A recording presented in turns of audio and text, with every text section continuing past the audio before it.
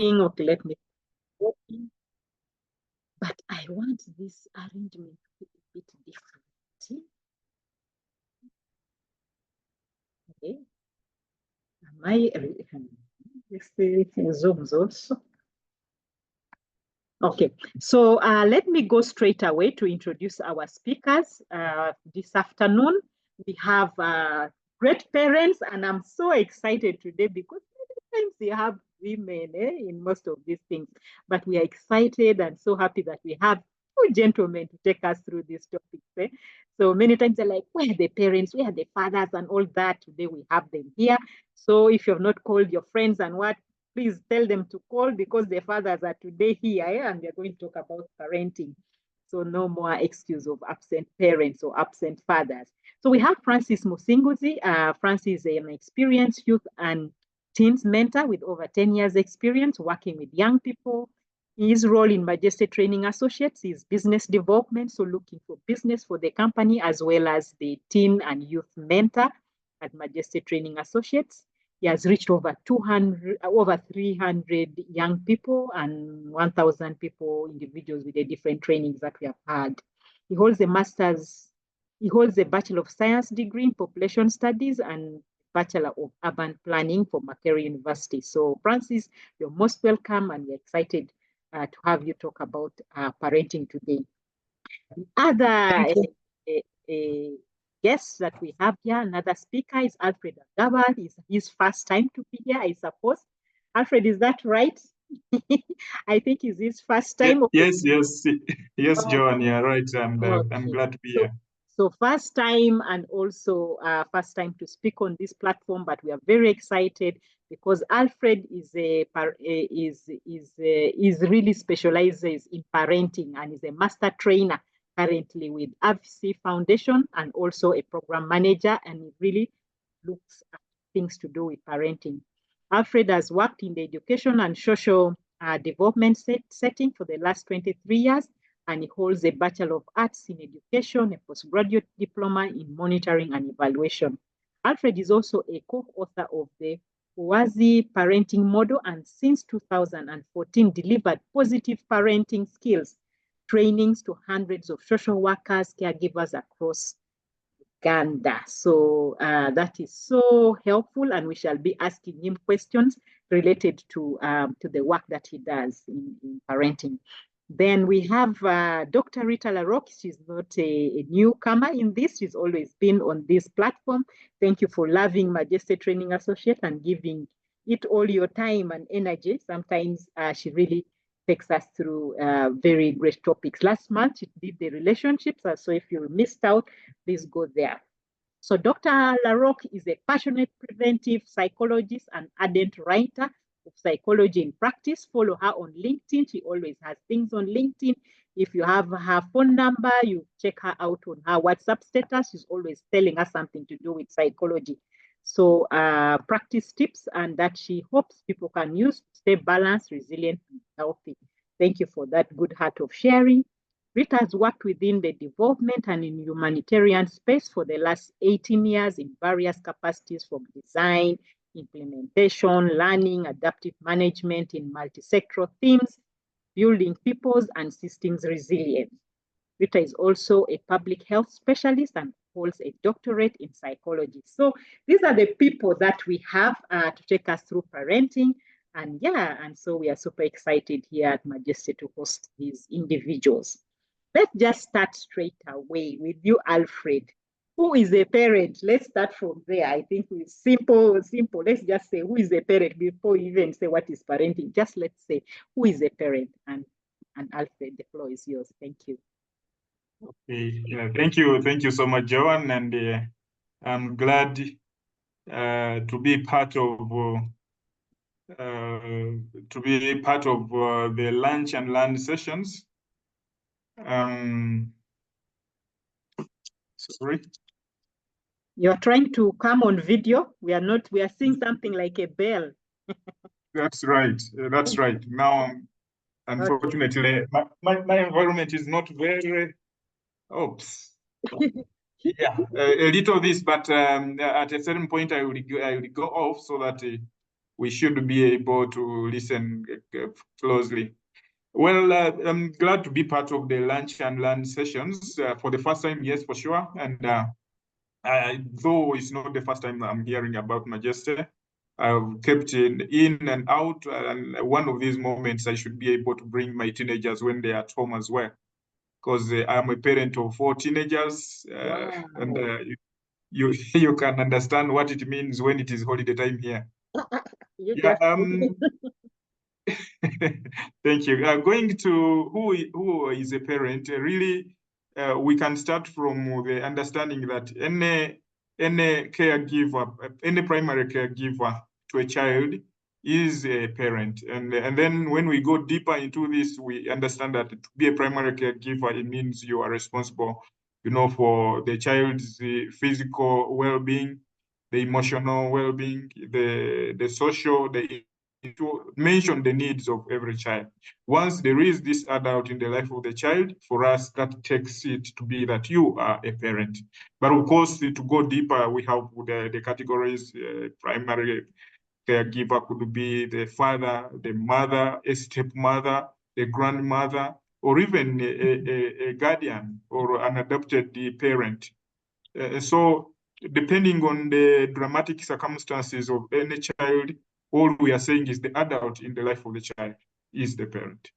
Thank you. Thank you. Thank you so much for giving us that definition so broadly. Really, everyone, we may be potential parents if we are not yet parents yet, but we are in the making because we really have many people whom we take care of, even without being biological parents. Thank you so much, Alfred, for that. Who is the parent? So let's move over to you, Francis, and we just want you to take us through what has changed. What has changed about parenting today? And why is it a challenge? Because growing up, I didn't even hear things about parenting. It was just like obvious, you are parented by different people. But what has changed? So could you just start from there so we get to know what has changed so that we know what we can do about that? Yeah, thank you so much, Joan.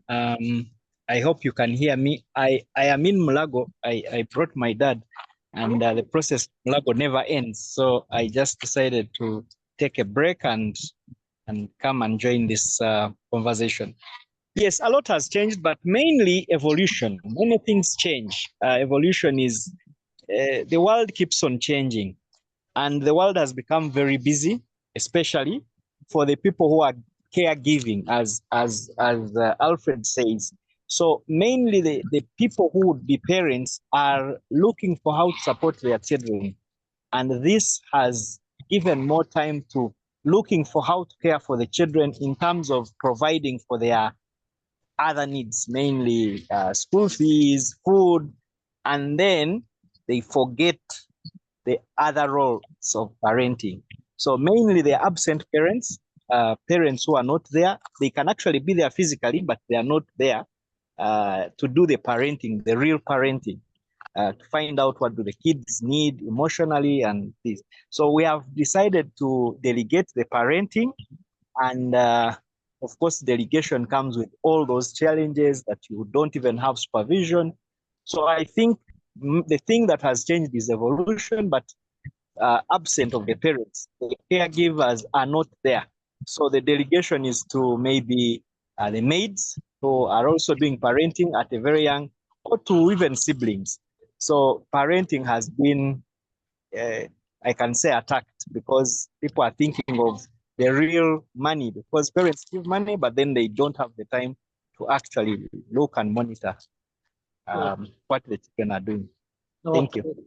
Thank you so much. Yeah, I remember the saying the saying that used to have to say you are raised by a village, but now you cannot find where that village. Everybody seems to be on their own, and I think bread and butter issues are really critical, and we no longer have that time to spend with the children and all that, and so parenting is left to whoever can and whenever you can. Yeah. So yes, then there is this question, and this is for you, Rita. What is sibling rivalry and what can we do about it? And when I was looking at this question, I was like, what are the core problems that parents face. And I was so surprised about the sibling rivalry. And for me, I didn't think like what I used to do fighting with my young brother. I didn't know that that was sibling rivalry, because for me, I felt like I was fighting because I wanted to be in charge of certain things, not knowing that that was also branded under sibling rivalry. And so looking at our daughters here, I also see those fights and their fights. So I look at their fights and their fights are a bit different. I'm like, but for me, I used not to fight for such things. But yeah, over to you, Rita. You've really dealt with this topic quite a bit. And yeah, I would like to hear your perspectives on it. Yeah. Thanks, Joan. I hope you can see me. Not see you, but we can hear you. It's the same thing with Alfred's. We work in the same place, so we have issues with our videos. But maybe it's better now. Yes. Yeah. So I think just before I go into sibling rivalry, one of the things that that Francis mentioned that maybe is worth adding on is the thing with the media. I think we are very exposed, and so we have a lot of things that interfere with our parenting. We see a lot of things on the TV. We have lots of expectations, and these things kind of influence the way we parent. Not so much as it was in the past, where you would have less exposure, and that can come with various issues. But I think the just shifting quickly to the question of sibling rivalry. Actually, when you asked me this question, I was thinking about you growing up. Me, I used to fight, but I didn't know that was rivalry. Now, let me tell you how I used to do it. So you would be seated together in different places, and then Arthur would show up and say, Dire. Dire is an actual word meaning extend. And then you would say, no, I'm not extending. And then he would say, Dire. And then before you know it, you're fighting over that chair, a little chair that you could essentially, and I would just watch and wonder, what are they up to? And then the other example that came to my mind recently, a colleague at work was saying that he has these two sons that are quite similar in age, but the young one really likes to be in charge of the remote, of the phone, of everything. And so every time he comes back, they start fighting over his phone. And so this one time, he decided, when he arrived, he said, let me just give it directly to the small one so that they don't have to fight. And then when he gave it, the small one said, no, you give it to the bigger one because I want to fight. Like trying to find a way of fighting. So, but then if you start thinking deeply about why exactly do we have people, children having rivalry? If we go just to the basics, what does it really mean to have sibling rivalry? Whenever you have a situation of animosity, a conflict, sometimes it can be hyped a bit stronger, but sometimes it's very light, like extend, pushing, and you're not agreeing about small things. If it gets more complex as you get older, because essentially these things should disappear naturally. And what we recommend parents to do is to ignore them unless it's becoming volatile, meaning there is physical hurt or it's becoming bigger. If you ignore them, it basically goes away. But it will only go away if you as a parent are addressing why they are having rivalry. Usually why children will end up in that state is because they're looking for your attention. So you're probably providing attention to someone else, a third person, or you're busy with something, or they think that you're more interested in one of them. And so they have to make noise and create some kelele so that eventually you can pay attention to one of them. And so they make this noise and then they attract your attention. So eventually, if you manage to recognize that there is rivalry, they are arguing, and you ignore them to sort it out, they kind of build the skills to do it. But in the meantime, you pay attention as a parent as to how you're behaving and if you need to improve the way you're paying attention. You will only intervene if you feel that the rivalry is becoming conflict-based, it could be hurtful, and they're growing older, but they're maintaining a relationship that's not very, very healthy. So that's really, in summary, what sibling rivalry is. I remember how I stopped fighting with my brother. It's one time my dad just said, okay, you people, you like fighting, fine. He brought for us very long cassava stems and said, today you beat yourselves until you kill yourselves. Oh my God, it was such a, it was the last time we fought. So we chased ourselves around the house, beating and beating until when it was getting dark and your stick would get, your cassava stem would get lost and then, then the other person would have you. But that was the last time we fought. But I just want to say we are now best friends. We are best friends. We no longer fight. But it was so interesting how we used to really fight over. I was scared of that last part of the story. That's why I was trying to spare you from the part of the cassava stems. But it was that cassava stem worked to stop us from fighting. Okay, cool. Okay, Alfred, let's get back to you. You've been when we are reading your profile, we talked about positive parenting and all that. So we just want to tap into your experience. What is positive discipline and how might we be able to use this in today's setting? So if you could share with us some tips and all that, because when we talk about parenting, like I said, it's a complex thing. So when I talked about the cassava thing, I think if it were today, maybe my father would be in prison because of giving us cassava stems to beat each other. But yeah, but let's learn from you. Things have changed. It's no longer that which we used to do. Over to you, Alfred. Thank you. Yeah, thank you, John. And I keep picking more and more interesting stories like this now, because when you talk about first sibling rivalry, you definitely are already digging deep into the need to correct the children, because quite a number of times, unless the parent has an approach, a positive approach, that can actually lead to disastrous consequences, and that could probably mean another full session altogether. But well, going with the positive parenting, positive discipline. First and foremost, I must say that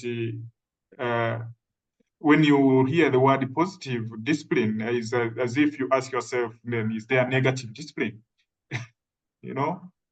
But, and yes, that's where the dilemma is, because we shall understand that commonly today, because our children behavior needs to be directed, commonly we shall find that quite a number of parents make a mistake. And many of us think that corporal punishment is the way to go in order to secure the discipline of the child. And yet we know that corporal comes from the punishment comes from the word punire, the Latin word, which means inflicting pain, and that leads to quite a number of other disastrous consequences. And so the world today is talking about positive discipline, and purely what we are saying is that if especially we recall what the word discipline means, disciplos from the old Latin, etymologically, meaning to learn, and so to learn following. It is calling upon us to understand that we can only help children secure their discipline. You remember, we cannot put discipline in the children, they secure the discipline themselves. So we can only help them secure their discipline if and only if we utilize approaches that recall their reason. The punishment definitely cannot recall their reason, because it only distances this child from you, the parent, from you, the teacher, whoever is in the life of this child. And so when we look at the situation today, we're like, okay, and then positive discipline means finding all means that we can utilize to make authentic correction. And that, to me, means dialogue. Quite often, people ask themselves, but how can I dialogue with my little one? I mean, gone are the days for us who were caned. Yes, probably it worked for those old parents at that moment, but gone are the days. The context is totally different. Even you can be arrested for flogging your own child in the real sense, and that shouldn't be the reason. But the real reason should be that it is true that when we recall the conscience of the children and we reflect on the problem together, we look at the root causes of it, we pose the challenges that are emerging to the learner. Soon, to the child, soon this child wakes up and begins understanding why you are concerned. and there are means that we can secure the positive discipline of the children. One such is simply withdraw the privileges if you really find that the child is really wrong. Withdraw the privileges. I have my teenagers, as I told you, and if I am telling you, hey, you need to wake up early enough and be part of the house chores, clean the floor, and if you cannot, then I will also let you know that no data for the week, and so you know how painful it is. Because you know these guys want to put data on their phones and be able to be in touch with their friends, and so they, oh, okay, I think I have the responsibility here to check on. And many others like grounding, like timing out. We can talk about them a little later. But in short, what's important is that as a guardian, as a parent, as a caregiver, what is important is the possibility of you to, recall the child by, first of all, what you say, but we also teach them discipline a lot more by what we do, and most importantly, by what we are. What a model are you in the life of the child? It is this that the child is going to follow, and that is positive discipline at its most. Okay. I stop here for the time being. Okay, thank you so much. Definitely, we'll need to continue with this conversation. And we had our quote for our WhatsApp Lunch and Learn, which say, "Don't worry that children never listen to you. Worry that they are always watching you." So I think that's what you are saying, that it's also more about what we do, not just what we say, because we may be saying this, but we are doing the other. And definitely they actually read those lines. And yeah, thank you so much for giving us those tips, grounding, withdrawing privileges, but really appealing to dialogue and reason, so that the children are able to really get to understand why, for example, the privilege is being withdrawn. Let me go back to you, Francis, and I like Alfred ended on the part of data. I will not give you data, and these children love being on the phone and they love to have data. What strategies have you found helpful in having less distracted children? So we talk about technology. In other words, making sure that the children are more focused, they are secure, they are decisive and independent. Some like independent. What do you think are some of the strategies that we can, as parents, employ to ensure those are presented in our children? Yes, thank you so much. I think one of the first strategies that we need to have as parents is being intentional. Raising up everything, you need to have the intention. What are you raising? Many times I think we leave our children to just grow like wild bush, not tended to. So we need to be very, very intentional. And the intention should start as young as possible. I see these days children are being given screens as early as 6 months. But what are you? What is the child watching? So the intention should be, I'm giving this child what to watch based on what I want this child to learn. So we should have the intentional growing, and every stage comes with its different plans. So you have a plan for the child. But then I think another thing that really needs to be done is the mentorship. The fact that we are no longer raised by the village. We are no longer in the village. Anyone would raise you, or if you had a problem with any of the neighbors, or the neighbor sees any problem with you, they would report you or they would punish you. Now that we cannot do that, I think we really need to mentor our children. Give them the opportunity to discover themselves, find their purpose, work on their attitude. So the growth should be, as I said, intentional. So even the mentorship should be for an intention that I want my child to be this. Some parents are trying to do this, but there are others who don't actually understand what mentorship does. If you see the two, you can find that the ones who have been mentored are better. And I think the other is give them role models to look out to, because sometimes these role models help them to focus. If somebody says my role model is going to be this, then you, every time the person you say, you see, this one didn't do this. So try to give them role models that they can look out to so that they gain that focus. And then I think the last one, pray for your children. That's it. You pray for, wow. When you talk about prayer, just remember as a lady, we are in the same group. She's an elderly lady now, well retired. She said they were in a group of women. I think were they 7 women. They prayed for their children before even they had children. So they prayed for their children like for 24 years. So the children came, and this lady has 4 sons. They are all of them are finished university and working, and so responsible. And this is such a quiet lady, and you're like, how did you raise these children? Like, I just prayed. Yeah, the truth is some of these things are not you need divine intervention to raise your child. Yeah. So you need to, yeah. Okay, thank you so much. And I think it's I know we're already coming towards the end of our time, but let's have this last question. So Rita, really, is it a shame? Is there a shame or benefits of getting help with parenting tips? Is it really? No. Joan, there's no shame. And I think that's why we are here. That's why we are here. And thank you for the 24, 25 people on the call. It's not shameful. That's why we're here. Thank you. Yes. Let's hear more from you. Also, because things have changed quite a bit, I think parents, in the beginning, you say that parenting a child was done by a village. Now you're in your house, there's no village anymore. So there's no way you can have your child parented by somebody else. So you're on your own. So really, I think we should take the opportunity. There is no class. Nobody gives you a class on parenting. Unfortunately, you just see from how your parents parented you, and then you take over. And there's a lot more on that if you attend the course that Joan is going to speak to you about shortly. Because if you attend that, then you actually get helped. And parenting in this current time is very challenging.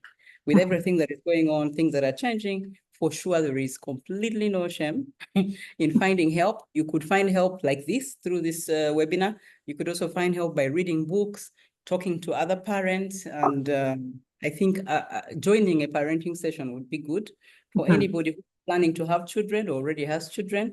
And it doesn't matter the age, because for each of the different age groups, there might be certain specific things for teens, for toddlers that you want to look at. So no shame at all. I'm always happy to attend or participate in parenting stuff.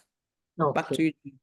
Thank you. Excellent. I think we have ended at a very good point. Like I said at the beginning, when we do mentorship for the teens and twins, so the teens are the 9 to 12 years and the twins are the 12 to 19 years. So we had the pushback from the children and saying, no, you are mentoring us into this, and this, but we think our parents also need some of these sessions. And so we were kind of wondering, how do we get to the parents and all that? But we are so excited that we listen to them, and we are now also increasingly having sessions for parents. And just wanted to let you know we have a session that is coming up. So save the date, 31st of August, we shall have a session for parents on parenting. Just so that afternoon, we just talk about strategies, tools, tips on how we can be better parents. So mark that date, and we will have the same day for the Teens and Twins program as well. So we'll be having the Teens and Twins program on the same day, 31st of August. It starts at 8:30 to 4:30, and Fulgencia just put in the link so people can register to attend. So you can bring your children to attend their session while you also attend yours in the afternoon. So parents, we are expecting you in the afternoon, but the children, it's a whole day activity. And so this was last holiday. This was last holiday. You can see these young ones drew up their plans. Can't imagine. They drew up their what is it called? Plan of life, vision boards. This was a vision board that they drew, these young girls here. The age that was age 9 to 12, and then these were teens in a Q&A. So we just gave them the opportunity to ask any question that they have. So sometimes they have questions that they can't ask their parents, but for us, we're there to be able to answer. And we're so excited that some of the children who have gone through our program were at the university, and we are able to come back and say, you know what, these things that we are talking about here, sometimes you may not see the value, but eventually they will be helpful. For example, this is Philip. Philip is in his third year doing the Bachelor of of statistics, and he was able to come back and say, oh, I've been through this program and this is how it has helped me.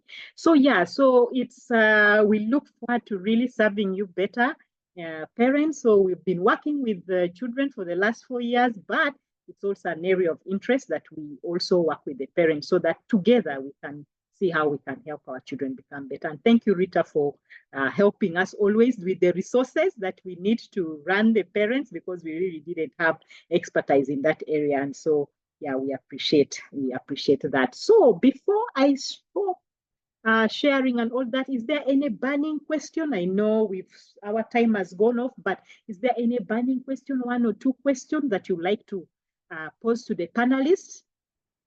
1 or 2 questions, anything in the chat? I've not seen anyone typing. Oh, did I not mention that people can put something in the chat? Oh gosh. Yeah, any burning question? Okay, if there are no burning questions, maybe parting shots from our presenters, our speakers. We start with you, Alfred. Thank you so much for sparing this time. We know you need to rush for lunch, and all of you need to rush for lunch. Yeah, but yeah, give us your parting shots, yes. And then 1 minute, and then Francis, and then Rita. Thank you.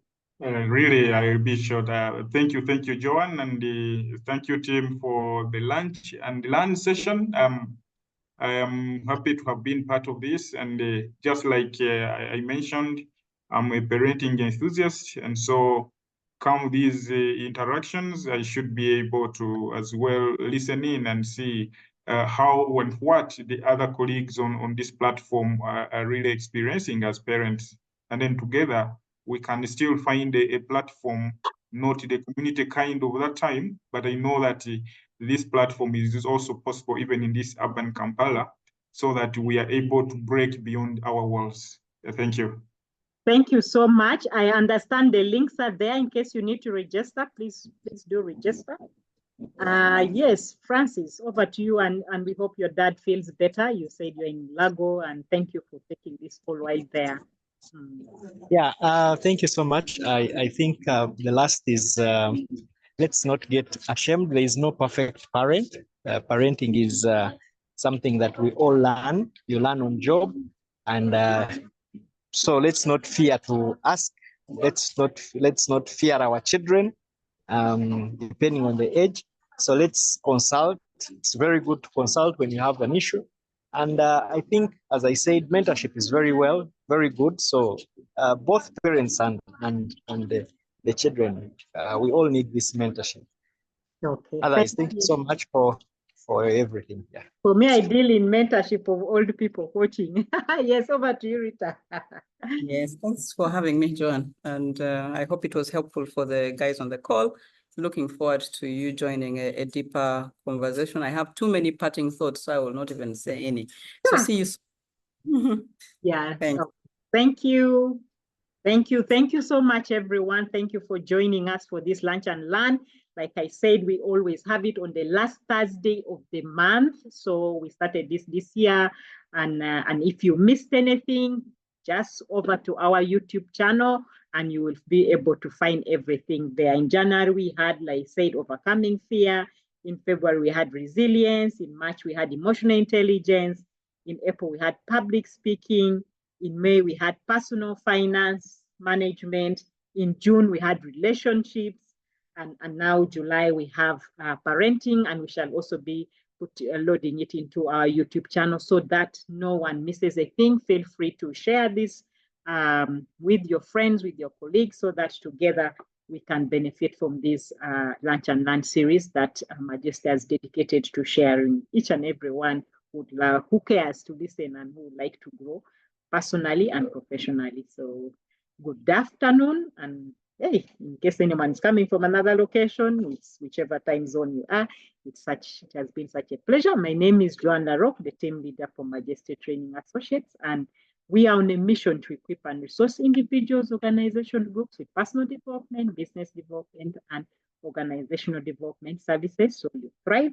And how we do this is through training, coaching, mentorship, speaking, like what we are doing here, and many more. Thank you. Thank you, John. Thank you. I will just stay over here in case there are any pending things, but feel free to leave. You need to have your lunch. Bye.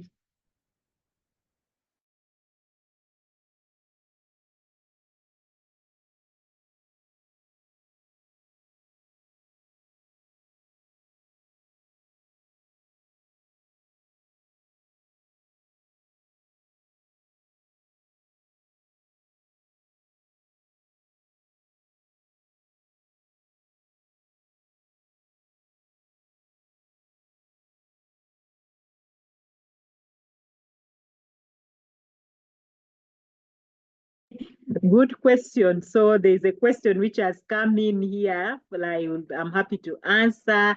Isabella is asking, well, as a youth, how do you deal with difficult parents? So I know sometimes it's difficult for a young person, but also difficult for the parents, because one thing that we need to know is that our parents are always looking out for our best interests as when we are young, but sometimes we are not aware of this. So sometimes they also have fears which may be based on something or baseless sometimes, but really it's also to appreciate where your parent is coming from as a youth. Where are they coming from? Why are they difficult? It's maybe the circumstances or the situations that they have seen, or they have seen peers and other people really getting into trouble, and they don't want their child to be the same. So it's good to appreciate where your parents are coming from and try to kind of fit in their shoes if you can, but it's of course difficult, fit in their shoes, and maybe provide them that assurance